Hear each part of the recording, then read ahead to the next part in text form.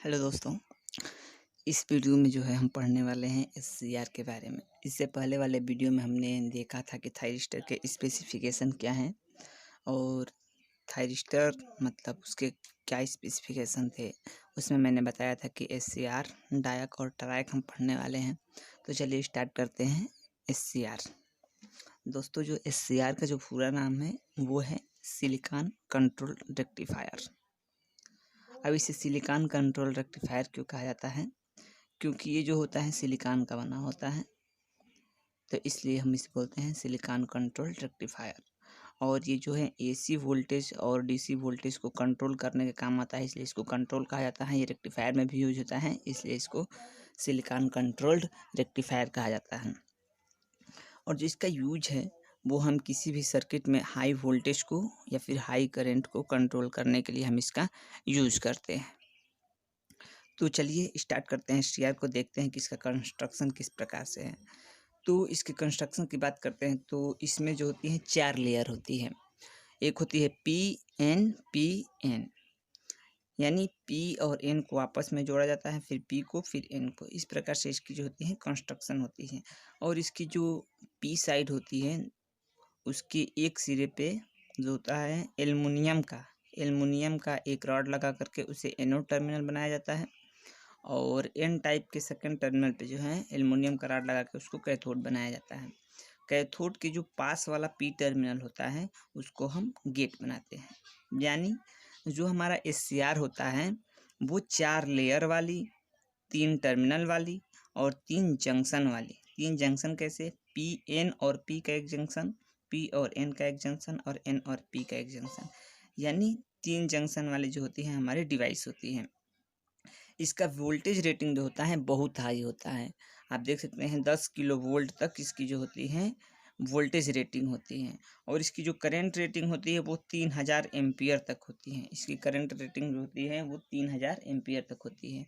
जो हम diode use करते हैं उसकी करंट रेटिंग बहुत कम होती है, तो इसलिए इसका यूज हम डायोड की तरह भी करते हैं। तो इसमें जो होता है इसमें बहुत ज़्यादा वोल्टेज और बहुत ज़्यादा करंट फ्लो होती है, जिसके कारण क्या होता है कि इसके अंदर हीट उत्पन्न हो जाती है।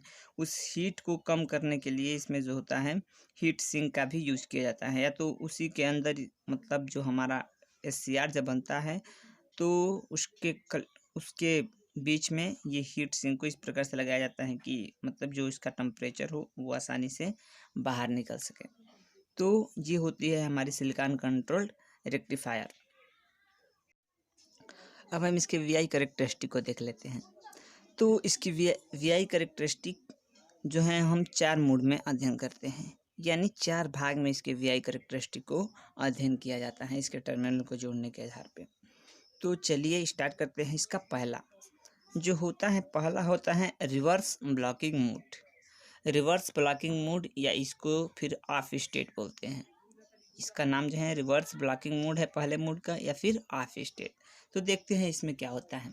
तो इसमें हम करते ये हैं कि जो हमारा एससीआर होता है उसके एनोड यानी प्लस टर्मिनल को बैटरी के निगेटिव टर्मिनल से जोड़ देते हैं। यानी एनोड को हम निगेटिव सप्लाई देते हैं और जो हमारा कैथोड होता है एससीआर का उसको हम पॉजिटिव सप्लाई देते हैं। और गेट पे कोई सप्लाई नहीं देते हैं, गेट को ओपन रखते हैं। तो इस कंडीशन में होता क्या है कि ये रिवर्स बायस की तरह हो जाता है, इसलिए इसको बोलते हैं reverse blocking mode. Reverse bias में है, आप डायोड की तरह देखें तो ये रिवर्स बायस में है। तो अब हम रिवर्स ब्लॉकिंग मोड के बारे में देखते हैं। तो होता क्या है कि इसमें 3 जंक्शन होते हैं, J1, J2 और J3। जब हम इस पे ये रिवर्स मोड अप्लाई करते हैं तो होता क्या है कि हमारा जो है जंक्शन J1 आप देखिए ये पी को मिल रहा है, यानी प्लस को मिल रहा है निगेटिव। तो J1 जो होता है वो हो जाता है रिवर्स बायस में। और इधर देख लीजिए ये एन को यानी निगेटिव को मिल रहा है प्लस, तो ये हमारा J3 भी हो जाता है रिवर्स बायस में। और जो हमारा J2 है ये P को प्लस मिल रहा है और N को माइनस मिल रहा है, तो ये जो होता है ये हो जाता है हमारा फॉरवर्ड बायस में। जंक्शन J1 और J3 रिवर्स बायस में होते हैं और जो J2 होता है वो फॉरवर्ड बायस में होता है। और हम जानते हैं कि फॉरवर्ड बायस में जो डायोड होता है वो हमारा कैसे काम करता है, एक कंडक्टर की तरह काम करता है। तो ये कंडक्टर की तरह जब काम करता है तो ये हमारा 2 डायोड हो गया, ये हम देखते हैं डायोड, ये हमारा एक डायोड हो गया और फिर एक हमारा ये डायोड हो गया। ये 2 डायोड हो गए, बीच वाला जो होता है वो कंडक्टर की तरह काम करने लगता है और ये डायोड जो होते हैं रिवर्स बायस में दोनों हो जाते हैं, सीरीज में कनेक्ट होते हैं और रिवर्स बायस में काम करने लगते हैं। जिस कारण से क्या होता है कि करंट इसमें फ्लो ही नहीं होती हैं, बहुत कम। जो हमारी रिवर्स करंट होती हैं वो बहुत कम फ्लो होती हैं जो माइक्रो एम्पियर में होती हैं। इस कंडीशन में कुछ करंट फ्लो होती हैं जो माइक्रो एम्पियर में होती है, क्योंकि 2 रिवर्स बायस में है, रिवर्स बायस में करंट फ्लो होगा नहीं। अब हम क्या करते हैं, जैसे जैसे इसका वोल्टेज बढ़ाते हैं, बैटरी के द्वारा जब हम इसका वोल्टेज बढ़ाते जाते हैं तो होता क्या है कि एक ऐसी कंडीशन आती है जब इसका वोल्टेज जो होता है VBD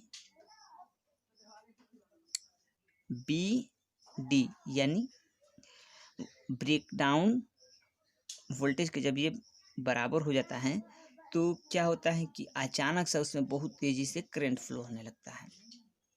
तो अगर हम इसका देखते हैं VI कैरेक्टरिस्टिक तो कुछ ऐसा होता है। जो इसका ब्रेकडाउन वोल्टेज होता है, जब हम इसमें तो कुछ करंट फ्लो नहीं होता है, इसमें बस माइक्रो एम्पियर का करंट फ्लो होता रहता है, ये बस माइक्रो एम्पियर के करंट फ्लो होता है। और जैसे ही इससे अधिक होता है वोल्टेज, तुरंत इसका जो होता है बहुत तेज़ी से करंट बढ़ने लगता है। इस प्रकार से इसका जो है करंट बहुत तेज़ी से फ्लो होने लगता है। अगर इसको रोका नहीं गया तो जो हमारी डिवाइस हैं SCR वो नष्ट हो जाती हैं। तो इसलिए जब भी हम यूज करते हैं SCR को तो उसका ब्रेकडाउन वोल्टेज पता कर लेते हैं या फिर उसका पीक इनवर्स वोल्टेज पता कर लेते हैं। तो इस प्रकार से रिवर्स ब्लॉकिंग मोड में एक बस माइक्रो एम्पियर की करंट फ्लो होती है और जब ज़्यादा वोल्टेज बढ़ाते हैं तो बहुत तेज़ी से करंट फ्लो होने लगती है।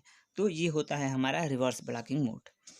हम क्या करते हैं रिवर्स ब्लॉकिंग मोड में, एनोड को निगेटिव टर्मिनल से और कैथोड को पॉजिटिव टर्मिनल से जोड़ देते हैं। ये होता है हमारा रिवर्स ब्लॉकिंग मोड। अब दूसरा जो होता है वो है हमारा forward blocking mode. Forward blocking mode क्या होता है, आइए इसको समझते हैं। तो फॉरवर्ड ब्लॉकिंग मोड में हम ये करते हैं, ये भी इसका दूसरा नाम, इसका भी ऑफ स्टेट होता है। तो इसमें क्या करते हैं हम कि जो हमारा एनोड होता है उसको हम बैटरी के प्लस टर्मिनल से जोड़ देते हैं, जो कैथोड होता है उसको बैटरी के माइनस टर्मिनल से जोड़ देते हैं और गेट को ओपन रखते हैं। ऐसा करने से होता यह है कि ये जो होता है फॉरवर्ड बायस में हो जाता है। फॉरवर्ड ब्लॉकिंग मोड इसीलिए नाम है क्योंकि इसका जो कनेक्शन होता है फॉरवर्ड बायस में होता है। तो आइए आप देखते हैं कि इसका लेयर पे क्या प्रभाव पड़ता है। तो देखिए हमने इसको किया है प्लस और इसको किया है माइनस, कैथोड को माइनस एनोड को प्लस। अब देखते हैं ये P को मिला प्लस और N को मिला माइनस, यानी ये जो होता है अब हो जाता है फॉरवर्ड बायस में। अब इसको देख लेते हैं कि प्लस मिला N को और माइनस मिला P को, यानी ये हो गया रिवर्स बायस में। और जंक्शन 3 N को, मतलब ये देखिए N को माइनस मिल रहा है, P को प्लस मिल रहा है, तो ये जो होता है फॉरवर्ड बायस में हो जाता है। इस प्रकार से हमारा J1 और J3 जो होते हैं फॉरवर्ड बायस में होते हैं और R जो होता है रिवर्स बायस में होता है। तो ये एक कंडक्टर की तरह कार्य करता है, ये भी एक कंडक्टर की तरह कार्य करता है, ये बीच में एक रिवर्स बायस में डायोड काम करता है ये जिसके कारण जो होता है इसमें भी करंट फ्लो नहीं होती है। अब इसमें भी जो करंट फ्लो होती है वो रिवर्स बायस के कारण बहुत अल्प होती है, वो भी माइक्रो एम्पियर में ही होती है। तो ये होती है हमारी फॉरवर्ड ब्लॉकिंग मोड। इसमें भी बहुत अल्प मात्रा में करंट फ्लो होती है, ये भी ऑफ स्टेट ही कहा जाता है। इसके बाद जो हमारा है तीसरा, वो है फॉरवर्ड कंडक्शन मोड। क्या है? Forward conduction mode. अब हम जानने वाले हैं कि फॉरवर्ड कंडक्शन मोड क्या होता है। तो हमने इसमें फिगर इसलिए नहीं बनाया है क्योंकि ये जो फॉरवर्ड ब्लॉकिंग मोड का फिगर है ये ही इसमें काम आने वाला है। अब हम इसमें करते क्या है कि ये जो आपका एनोड है इसको प्लस टर्मिनल, इसी प्रकार से इसको माइनस टर्मिनल दिया जाता है। हमने इसमें क्या किया था, वोल्टेज जब अप्लाई किया था तो करंट फ्लो नहीं होती, माइक्रो एम्पियर में फ्लो हो रही थी। अब हम क्या करते हैं, इस वोल्टेज को धीरे धीरे बढ़ाते हैं। जब हम इस वोल्टेज को बढ़ाते जाते हैं तो जो होता है करंट का मान वैसे लिमिट रहता है, जितना फ्लो होता है उतना ही फ्लो होता रहता है। लेकिन एक ऐसा कंडीशन आता है जब इस वोल्टेज का मान VBU यानी ब्रेक ओवर वोल्टेज से जब अधिक इस वोल्टेज का मान हो जाता है तो करंट जो होता है अचानक से तेजी से बढ़ जाता है और इसका वोल्टेज जो होता है वो बहुत घट जाता है। इसको हम आपको दिखाते हैं यहाँ पे VI कैरेक्टरिस्टिक में। जब फॉरवर्ड ब्लॉकिंग मोड में होता है तब आप जानते हैं कि ये अल्प मात्रा में ये करंट फ्लो होती रहती है। ये करंट बहुत मतलब कम माइक्रो एम्पियर में फ्लो होती है। लेकिन जैसे ही हम ब्रेक ओवर वोल्टेज VOV से अधिक करते हैं इसका मान, लेकिन जैसे ही हम इसका मान ब्रेक ओवर वोल्टेज से अधिक करते हैं तो ये क्या होता है कि जो होती है इसका करंट जो होता है तेज़ी से बढ़ जाता है। इसका करंट तेज़ी से बढ़ता तो है जी, इसका करंट जो है ये तेज़ी से बढ़ जाता है, लेकिन जो हमारा एनोड होता है और कैथोड होता है उसके बीच का जो वोल्टेज होता है वो बहुत कम हो जाता है। उसके बीच का वोल्टेज जो होता है हमारा बहुत कम हो जाता है। वो लगभग जो होता है 4 से 5 वोल्ट तक हो जाता है। कितना होता है? 4 से 5 वोल्ट तक।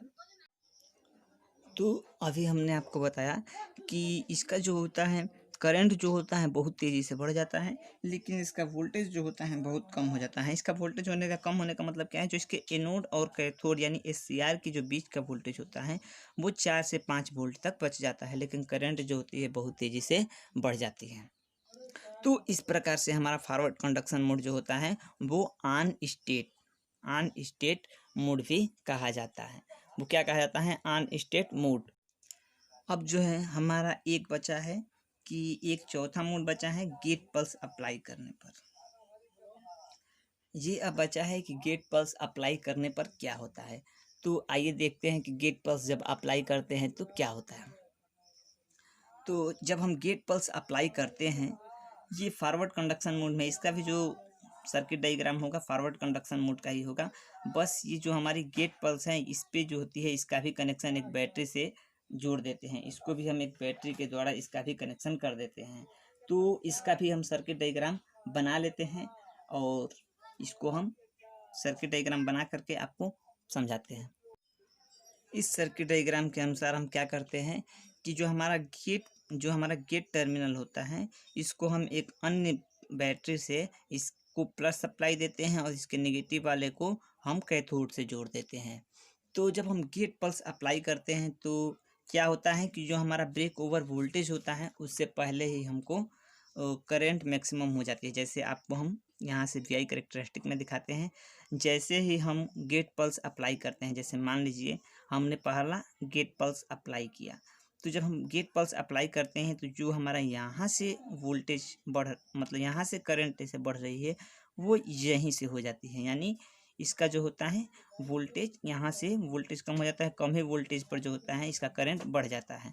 कम वोल्टेज पर ही करंट जो होती है बढ़ जाती है।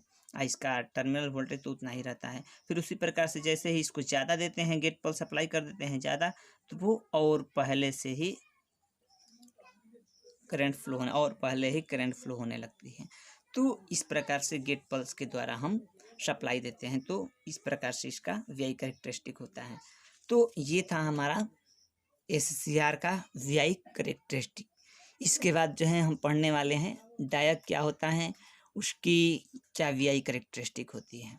अगर ये वीडियो आपको अच्छा लगे तो आप इसे लाइक करें और अभी तक आपने हमारे चैनल को सब्सक्राइब नहीं किया है तो प्लीज़ हमारे चैनल को सब्सक्राइब कर लें।